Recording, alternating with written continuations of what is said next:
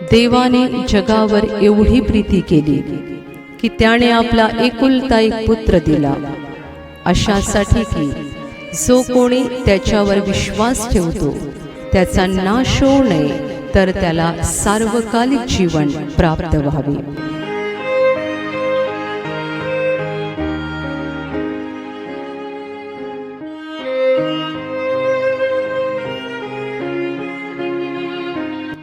देव प्रेम आहे आणि आजही तो आपलं प्रेम प्रकट करत आहे. देवाने आपला एकुलता एक पुत्र येशू ख्रिस्त याच्याद्वारे आपलं महान प्रेम प्रकट केलं आहे. येशू ख्रिस्त यासाठी जगात आला की संपूर्ण मानवजातीच्या पापांचे शाप त्याने स्वतःवर घ्यावेत. जो त्याच्यावर विश्वास ठेवतो की प्रभू येशूने माझ्या पापांचं ओझं घेतलं आहे, त्याला देव पिता पापांची क्षमा देतो, त्याच्या जीवनावर आशीर्वाद देतात आणि त्याला स्वर्गातलं अनंत जीवन प्राप्त होतं. ज्याने आपल्याला घडवलं, ज्याने आपल्याला या जगात पाठवलं, ज्याने आपल्याला जीवन दिलं आणि ज्याने आपल्याला आतापर्यंत जिवंत ठेवलं आहे, तो देव खरोखर प्रेम आहे. खऱ्या मनाने त्याच्यावर विश्वास ठेवा आणि त्याचा अनुभव घेऊन पहा की तो किती चांगला आहे.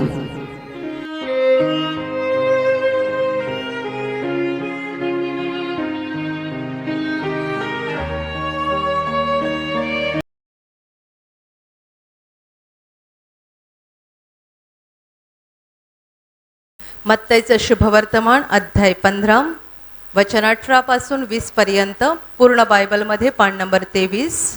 मी वाचून दाखवते, सर्वजण लक्ष द्या. जे तोंडातून निघते ते अंतकरणातून येते व माणसाला विटाळविते, कारण अंतकरणातूनच दुष्ट कल्पना, खून, व्यभिचार, जारकर्मे, चोऱ्या, खोट्या साक्षी, शिव्यागाळी ही निघतात. या गोष्टी माणसाला विटाळवितात. न धुतलेल्या हातांनी जेवणे हे माणसाला विटाळवित नाही. Hallelujah, hallelujah, hallelujah, hallelujah, hallelujah. माझ्या प्रिय बंधू भगिनींनो, प्रभू येशू ख्रिस्त त्याच्या शिष्यांबरोबर एके ठिकाणी जेवायला गेलेला होता आणि त्याचे शिष्य जेव्हा जेवणासाठी बसले तेव्हा त्यांनी स्वतःचे हात धुतले नाहीत. न धुतलेल्या हातांनी शिष्य लगेच जेवायला बसले. तिथे असलेल्या शास्त्री पुरुषांनी पाहिलं की येशूचे शिष्य हात न धुताच जेवण घ्यायला त्यांनी सुरुवात केली आणि म्हणून या धर्मपंडितांनी येशूला सांगितलं की तुमचे शिष्य आपल्या वाडवडिलांचा संप्रदाय का पाळत नाहीत? आपल्या पूर्वजांची परंपरा आहे की जेवणाच्या अगोदर हात धुवायला पाहिजेत आणि तुमचे शिष्य मात्र न धुतलेल्या हातांनी जेवण घेतात. हे कसं काय? ते वाडवडिलांचा संप्रदाय का पाळत नाहीत? तेव्हा येशूने त्यांना वेगळं उत्तर दिलं आणि त्या उत्तरात येशू त्यांना असं म्हणाला की तुम्ही वाडवडिलांचा संप्रदाय पाळत असताना देवाची वचनं मोडता, त्याचं काय? तुम्ही म्हणता की माझे शिष्य वाडवडिलांचा संप्रदाय पाळत नाहीत आणि तुम्ही देवाची वचनं पाळत नाहीत, कारण तुम्ही तुमच्या पूर्वजांची परंपरा पाळता आणि पूर्वजांची परंपरा पाळताना देवाच्या नियमाचा मात्र भंग करता. याचं तुम्हाला काहीच वाटत नाही, असे येशूने त्यांना उत्तर दिलं. आणि नंतर येशूने त्याच्या शिष्यांना समजावून सांगितलं, असं समजावून सांगितलं की माणूस जेव्हा काही खातो, त्याच्या तोंडामध्ये जेव्हा बाहेरून काही जातं, त्याच्याने त्याचं शरीर अशुद्ध बनत नाही, तो माणूस विटाळत नाही. कारण जे काही तो खातो ते तोंडावाटे पोटात जातं, पोटातून शौचकुपात जातं, त्यामुळे त्याचा शरीरावर काहीही परिणाम होत नाही. पण माणसाच्या तोंडातून जे काही बाहेर पडतं ते त्याच्या अंतकरणातून येतं आणि अंतकरणातून काय काय बाहेर पडतं त्यातले काही वृत्ती येशूने ते सांगितलेले आहेत. अंतकरणातून खोट्या कल्पना, चोरी, खून, जारकर्मे, व्यभिचार, शिव्यागाळी, लबाडी हे सगळं अंतकरणातून बाहेर पडतं. आणि म्हणून जे तोंडातून बाहेर पडतं तेच माणसाला विटाळवितं. न धुतलेल्या हाताने जेवणं हे माणसाला विटाळवित नाही किंवा अशुद्ध करत नाही. Hallelujah, hallelujah, hallelujah, hallelujah, hallelujah.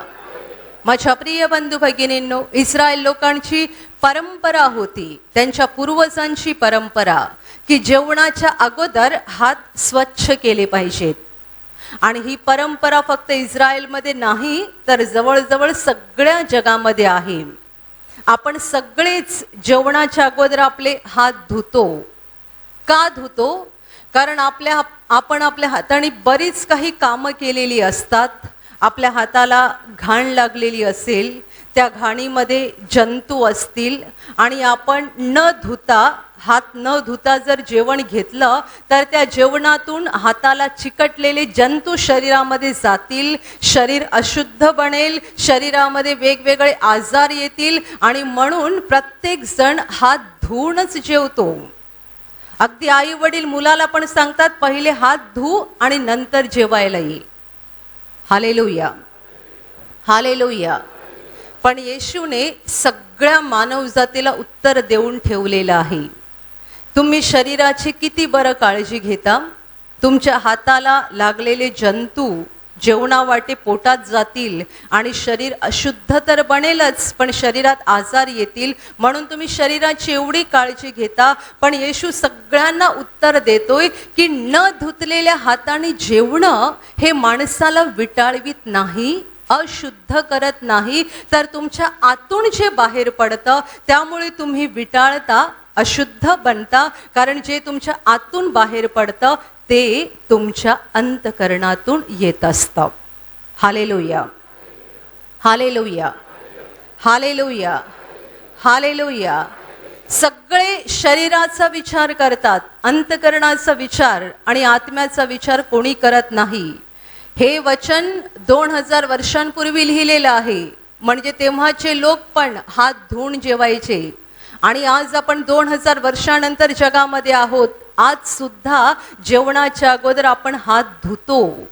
का धुतो? एकच विचार, हाताला जंतू असतील ते पोटामध्ये जाऊ नयेत म्हणून. पण न हात धुता जेवणं यामुळे शरीर अशुद्ध बनतं. ही सैतानाची एक खोटी कल्पना आहे, हा सैतानाचा एक खोटा विचार आहे. आणि या खोट्या विचारावर सैतानाने खूप मोठा महाल बांधलेला आहे. तुम्ही टीव्हीवर जाहिराती बघता, आमच्या कंपनीचा साबण वापरा म्हणजे हातावरचे जंतू जातील आणि मग जेवण घ्या. तुम्ही साबण वापरता ना, मग आजार बंद झाले का?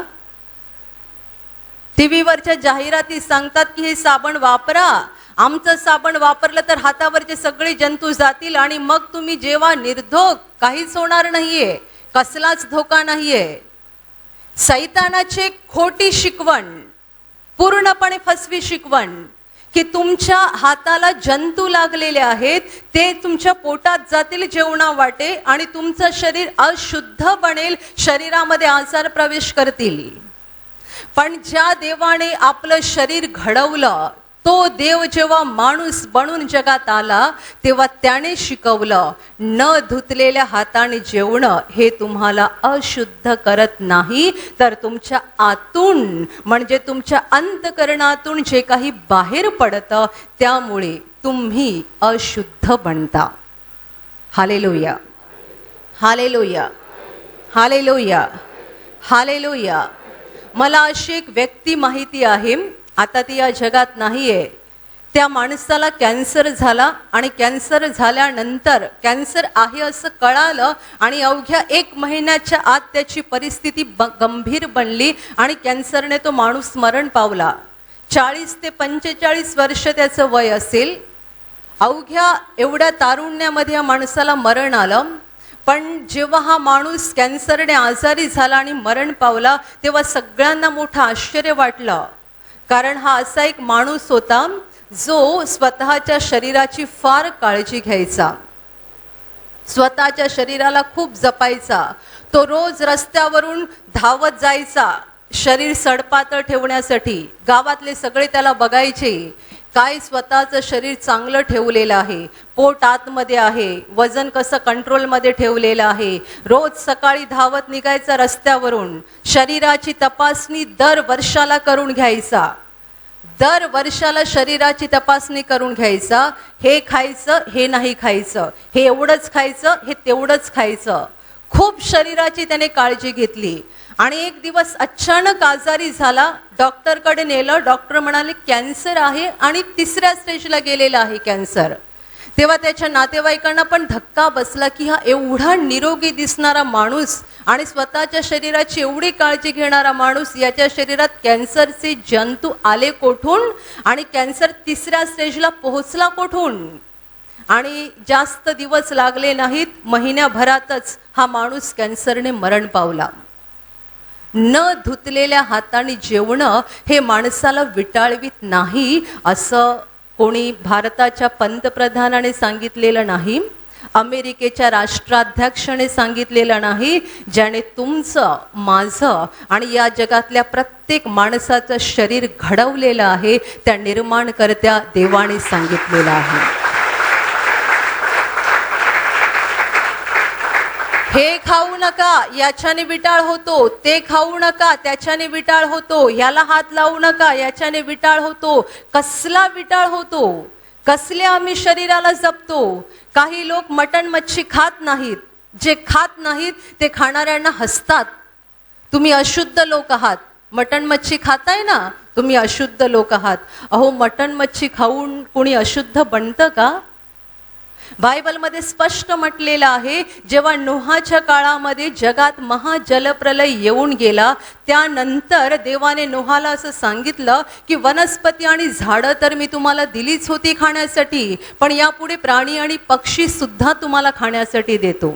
देवाने स्वतः सांगितलं. याचा अर्थ नोहाच्या जलप्रलयाच्या अगोदर लोक शाकाहारी होते, मांस खात नव्हते. पण हा महाजलप्रलय येऊन गेल्यानंतर देवाने स्वतः नोहाला सांगितलं की मासे, पक्षी, प्राणी हे तुमच्या आहारासाठी मी तुम्हाला देतोय. जर देवानेच ते आम्हाला खायला दिलेले आहेत, तर ते खाऊन आम्ही अशुद्ध कसे बनणार? आणि ते खाल्ल्यानंतर ते आमच्या आत्म्यात जात नाही. येशू म्हणतो ते तुमच्या पोटात जातं, पोटातून शौचकुपातून उतरून जातं. त्याने शरीराला विटाळ कसा होईल?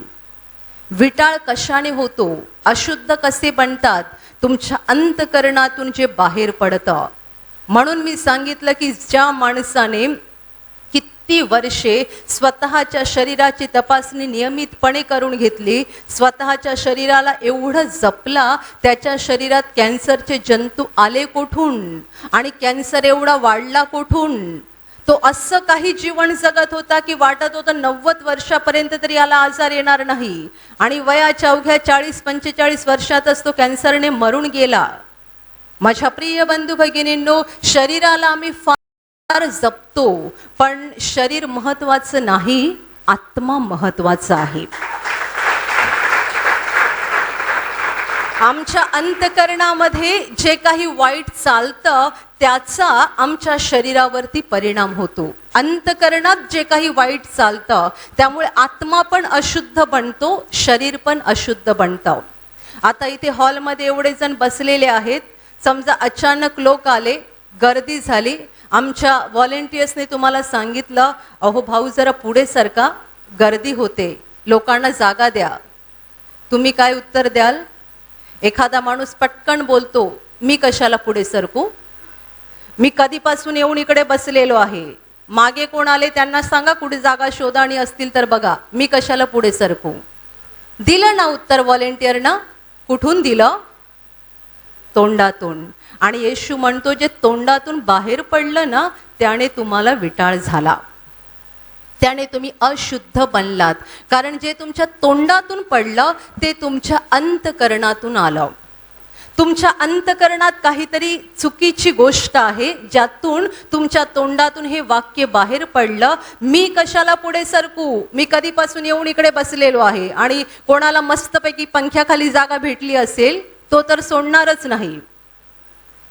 मी केवढा लवकर येऊन इथे मस्त पंख्याखाली बसलेलो आहे, मी कशाला सरकू. कोण मागे येतात त्यांना सांगा जाऊन जागा शोधा, कुठे असेल तिकडे बसा.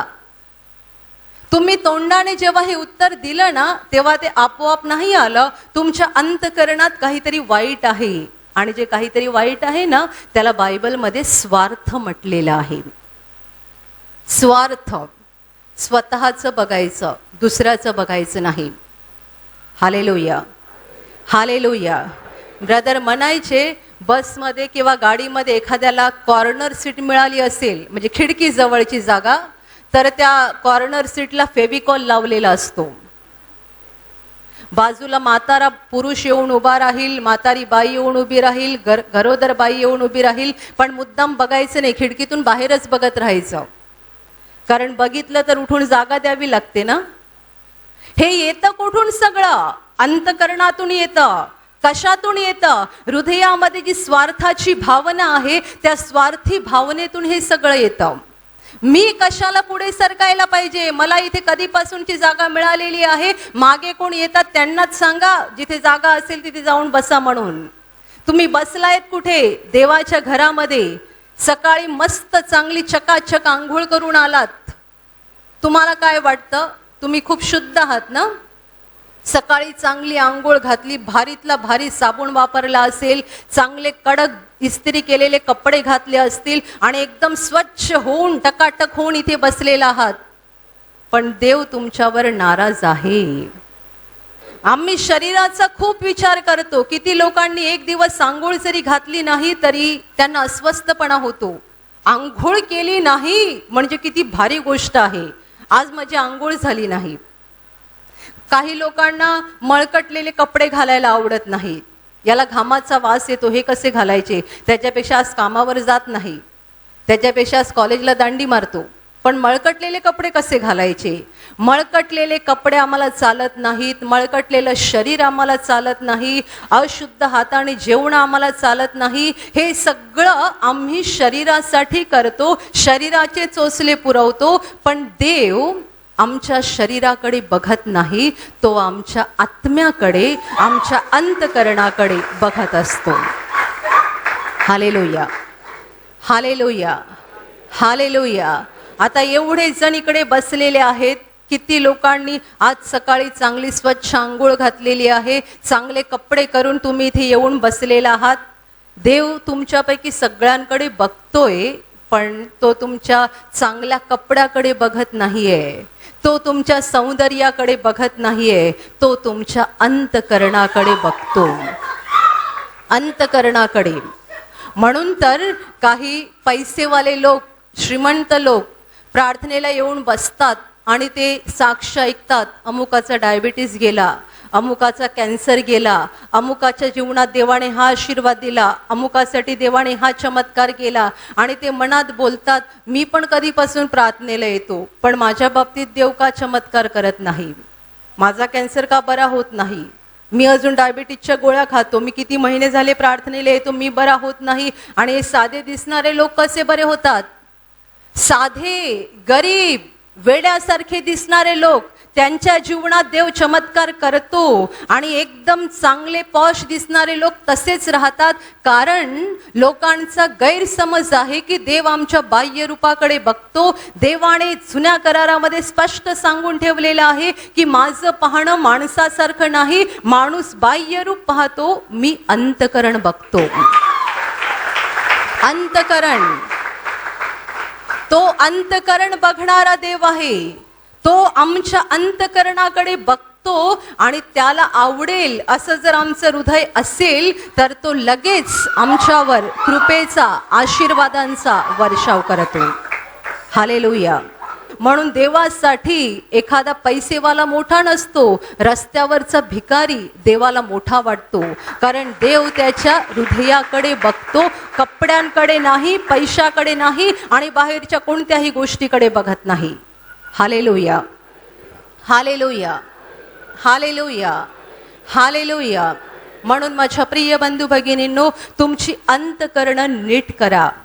अंतःकरणातून वाईट विचार येतात, अंतःकरणातून अहंकार, स्वार्थ, शिव्यागाळी, व्यभिचार, दुष्ट कल्पना सगळं अंतःकरणातून बाहेर पडतं. आणि हे जेव्हा आमच्या अंतःकरणातून बाहेर पडतं त्यावेळेला आमचं शरीर अशुद्ध बनतं. अंतःकरणातून जेव्हा या सगळ्या गोष्टी बाहेर पडतात तेव्हा आमच्या शरीरावर सैतानाला अधिकार मिळतो आणि त्याच वेळेला शरीरामध्ये आजारांची सुरुवात होते. एक साक्ष मला माहिती आहे, त्या बाईला कॅन्सर झालेला होता.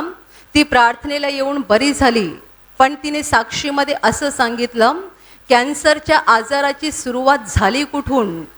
या बाईने तिचं कोणाशी तरी वैर होतं आणि खूप वर्षानंतर तिने तिच्या वैर्याला कुठेतरी बघितलं आणि ती म्हणते, जेव्हा मी त्याला बघितलं तेव्हा माझ्या मनामध्ये भयंकर राग आणि तिरस्कार निर्माण झाला त्याच्याबद्दल. वैर्याला बघता बरोबर भयंकर राग आणि तिरस्कार निर्माण झाला. मी अस्वस्थ झाले, घरी आले तर जेवण जात नाहीये, रात्री झोप लागत नाहीये, दिवसामागून दिवस जायला लागले, जेवण जात नाही, झोप लागत नाही, जेवण जात नाही, झोप लागत नाही. हळूहळू शरीर अशक्त व्हायला लागलं. म्हणून तिच्या घरच्या लोकांनी डॉक्टरांकडे नेलं, तपासणी झाली आणि डॉक्टर म्हणाले की ह्या बाईला कॅन्सर झालेला आहे. खूप उपचार झाले पण तिचा त्रास वाढत गेला. नंतर तिला प्रार्थनेविषयी माहिती मिळाली. ती प्रार्थना केंद्रात आली, तिने निवासी शिबिरात भाग घेतला आणि निवासी शिबिरात जेव्हा दुसऱ्यांना क्षमा करण्याविषयी प्रवचन देण्यात आलं तेव्हा तिला पहिल्यांदा कळालं की हा माझा आजार कुठून सुरू झाला, नेमका कोणत्या दिवशी, कोणत्या क्षणापासून हा आजार सुरू झाला. ज्या दिवशी मी त्या वैऱ्याला बघितलं आणि माझ्या मनात प्रचंड सूड भावना आली, त्या दिवसापासून माझं जेवणावरचं मन गेलं, झोप उडाली. त्या दिवसापासून हळूहळू आजार वाढायला लागला आणि नंतर तपासणीत दिसलं की कॅन्सर झालेला आहे. निवासी शिबिरामध्ये या बाईने तिच्या वैऱ्याला पूर्णपणे क्षमा केली. त्यानंतर तिचा हा त्रास कमी व्हायला लागला. कॅन्सरमुळे तिच्या डोक्यावरचे सगळे केस गळून गेले होते, अंगाला ती एकदम हडकुळी झालेली होती, पण तिच्या डोक्यावर चांगले नवीन केस आले. ती अंगाने मजबूत झाली आणि पुन्हा डॉक्टरांकडे तपासणी झाली तेव्हा डॉक्टर म्हणाले हिचा कॅन्सर पूर्णपणे निघून गेलेला आहे. Hallelujah, hallelujah, hallelujah. आम्ही म्हणतो न धुतलेल्या हाताने जेवलो म्हणून ते जंतू पोटात गेले आणि असं सगळं झालं. माझ्या प्रिय बंधू भगिनींनो, या सगळ्या फसव्या गोष्टी आहेत, बंडल गोष्टी. तुमच्या शरीरामध्ये आजार आहे, तुम्ही तुमच्या अंतःकरणाकडे डोकावून बघा. अंतःकरणातून ज्या वाईट गोष्टी निघतात त्यामुळे शरीर अशुद्ध बनतं. तुम्हाला डायबिटीस असेल, कॅन्सर असेल, HIV असेल, दमा असेल, ब्लड प्रेशरचा त्रास असेल किंवा इतर कोणताही आजार असू द्या, तुम्ही तुमच्या अंतःकरणाकडे डोकावून बघा. उगाच असली कारणं शोधू नका की आजकाल हवामान फार गरम झालेलं आहे म्हणून मला एवढा आजार झालेला आहे. हवामान गरम होऊन तुम्हाला आजार होणार नाहीये. बाहेरची कारणं शोधू नका, खरं कारण शोधा. तुमच्या अंतःकरणाकडे डोकावून बघा. तुमच्या मनामध्ये, तुमच्या अंतःकरणामध्ये केवढा स्वार्थ आहे, केवढा गर्व आहे, केवढी मिजास आहे, केवढे दुष्ट विचार आहेत दुसऱ्यांबद्दलचे, केवढ्या दुष्ट युक्त्या तुम्ही आखता, किती वाईट तुमचं अंतःकरण आहे. हृदयाकडे डोकावून बघा आणि हृदय साफ करण्याचा दुसरा कोणताही साबण जगामध्ये उपलब्ध नाही. तुम्ही दुसऱ्या कंपनीचे साबण वापरून हातावरचे जंतू काढू शकता, पण हृदयातले जंतू काढायला जगातला कोणताच साबण उपयोगी पडत नाही. एकच साबण उपयोगी पडतो, येशू ख्रिस्ताचा रक्त. प्रभू येशूचं रक्त जे त्याने आमच्यासाठी कालवारीच्या टेकडीवर क्रुसावर ओतलेलं आहे, हे रक्तच आम्हाला सगळ्या आत्मिक अशुद्धतेपासून शुद्ध करू शकतं. कारण तो आमच्या पापांसाठी क्रुसावर मेला. त्याच्या रक्ताचा प्रत्येक थेंब जो भूमीवर पडला तो आमच्या पाप क्षमेसाठी आहे. आमच्या शुद्धीकरणासाठी आहे, आमच्या मुक्तीसाठी आहे. म्हणून येशूचं रक्तच आमच्या आत्म्यावरची अशुद्धता दूर करू शकतो आणि या रक्ताद्वारेच आम्ही शुद्ध बनू शकतो आणि पवित्र देवासमोर नीतिमान ठरू शकतो. Hallelujah, hallelujah, hallelujah. अंतकरणावरचा मळ दूर करा, अशुद्धता दूर करा. हातावरचा मळ राहिला चालेल, कपड्यावरचा मळ राहिला चालेल, अंगावरचा मळ राहिला चालेल, पण आत्म्यावरचा मळ पहिला काढून टाका. अंतकरणातला मळ पहिला काढून टाका. शरीराचा मळ गेला, पण आत्म्यावर एवढा भयंकर मळ असेल, त्याला घाणेरडा वास येत असेल, तुम्हाला स्वर्गातून कधीच मदत मिळू शकत नाही, कधीच नाही. आत्म्यावरचा मळ काढून टाका. त्यासाठी हृदयाकडे डोकावून बघा, नम्रपणे तुमची पाप कबूल करा, पश्चाताप करा, प्रभू येशूकडे क्षमा मागा आणि हृदयाचा मळ काढून टाकल्यानंतर येशूचा हात धरून सत्याच्या मार्गाने म्हणजे त्याच्या वचनांप्रमाणे चालायला सुरुवात करा. Hallelujah, hallelujah, hallelujah, hallelujah. हृदयावरचा मळ एकदा येशूच्या रक्ताने धुवून टाकला की त्यानंतर येशूच्या वचनाप्रमाणे चालायला पाहिजे. नाहीतर छोटी मुलं, आई त्यांना खेचत खेचत आणते घरामध्ये, बाथरूममध्ये घालते, चकाचक आंघोळ करते, खेचत खेचत बेडरूममध्ये नेते, चांगले कपडे घालते आणि मग ती स्वयंपाक करायला जाते. थोड्या वेळाने येऊन बघते मुलगा पुन्हा मातीत गेलेला आहे. तसेच आपण होतो ना. तिने आणला खेचत खेचत, रागाने घातलं बाथरूम मध्ये, चकाचक आंघोळ केली, चांगले कपडे घातले आणि मग बिचारी तिच्या कामाला लागली. 10 मिनिटांनंतर येऊन बघते तर पुन्हा गेला मातीमध्ये आणि सगळे कपडे माखवून ठेवलेले आहेत. तसे होऊ नका, त्याप्रमाणे वागू नका. हृदयावरचा मळ काढून टाकल्यानंतर प्रयत्नपूर्वक प्रामाणिकपणे तुमच्या हृदयातल्या वाईट प्रवृत्ती काढून टाका आणि त्यांचा त्याग करा. येशूने सांगितलं, ज्याचं स्नान झालेलं आहे म्हणजे ज्याची आंघोळ झालेली आहे त्याला पाय धुण्याखेरीज आणखी काही धुवायची गरज नाही. हालेलुया. म्हणजे एकदा येशूच्या रक्ताने आपल्या आत्म्याची आंघोळ झाली की नंतर गरज उरली पाहिजे फक्त पाय धुवायची. पुन्हा पुन्हा आंघोळ करायची गरज लागायला नको. येशूच्या रक्ताने आत्म्याची आंघोळ एकदा होते आणि नंतर मात्र वेळोवेळी पाय धुतले पाहिजेत. कारण एका दिवसात आपण पवित्र होत नाही ना. थोडी थोडी पापं सुरू राहतात, थोड्या थोड्या वाईट प्रवृत्ती सुरू राहतात, पण थोड्या थोड्या राहतात त्या ठीक आहे. मोठ्या प्रमाणात राहणं फार धोक्याचं आहे. मोठ्या प्रमाणात राहायला नको. म्हणजे एखादा माणूस आज इथे आला असेल, त्याने आतापर्यंत 10 जणांचे खून केले असतील, आज तो येशूकडे क्षमा मागेल, येशूला सांगेल तुझ्या रक्ताने माझ्या आत्म्याची आंघोळ घाल, माझा आत्मा साफ कर, मी 10 लोकांचे खून केलेले आहेत. येशू तुमच्यावर दया करेल. जर तुम्ही मनापासून पश्चाताप केला, मनापासून क्षमा मागितली, तो तुमच्यावर दया नक्कीच करेल. पण आत्ता बाहेर गेल्यानंतर पुन्हा 1 आठवड्यात तुम्ही कोणाचा खून केला तर त्याने तुम्हाला क्षमा करायला पाहिजे का? पुन्हा तुमच्या आत्म्याला आंघोळ कशी घालायची?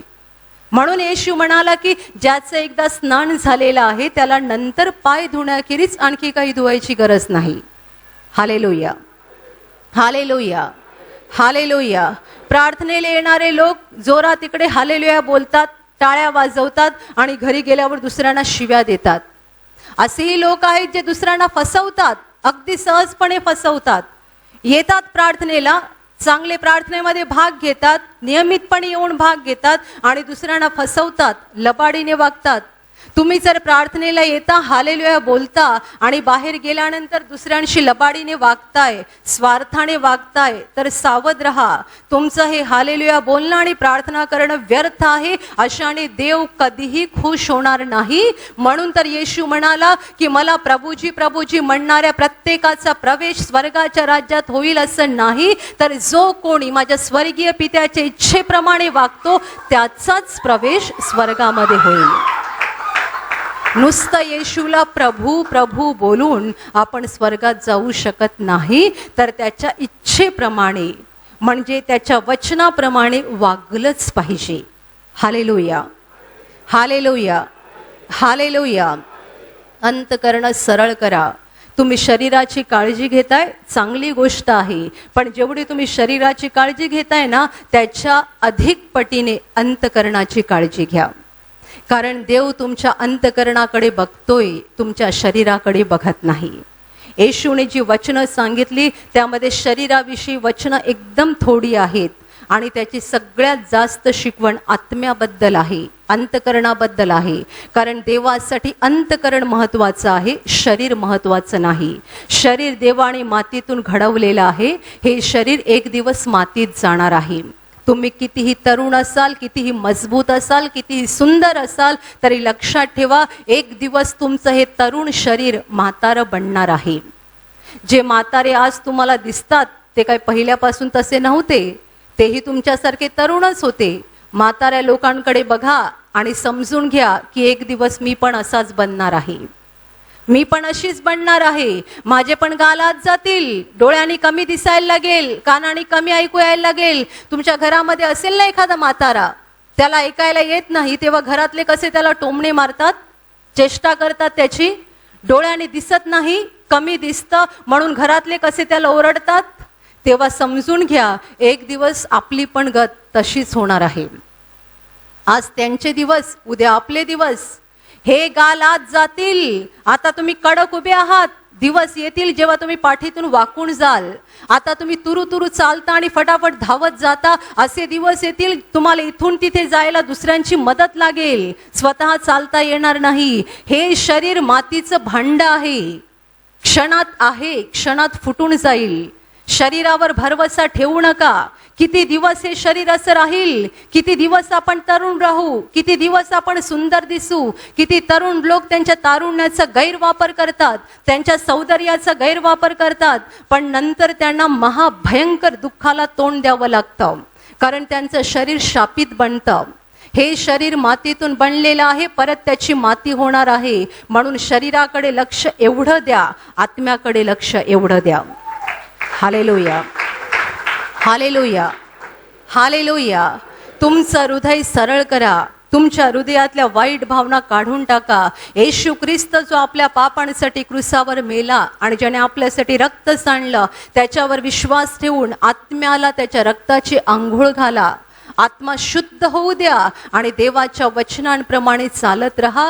देव तुमच्या आत्म्याकडे पाहून तुम्हाला भरपूर आशीर्वाद देईल आणि इथलं जीवन संपलं की अनंत काळच्या जीवनात तुमचा प्रवेश होईल. Hallelujah, hallelujah. होय माझ्या प्रिय बंधू भगिनींनो, प्रभू येशू आजही जिवंत आहे. बायबल म्हणतं येशू ख्रिस्त काल, आज आणि युगानयुग सारखाच आहे. होय, तो आजही तसाच आहे.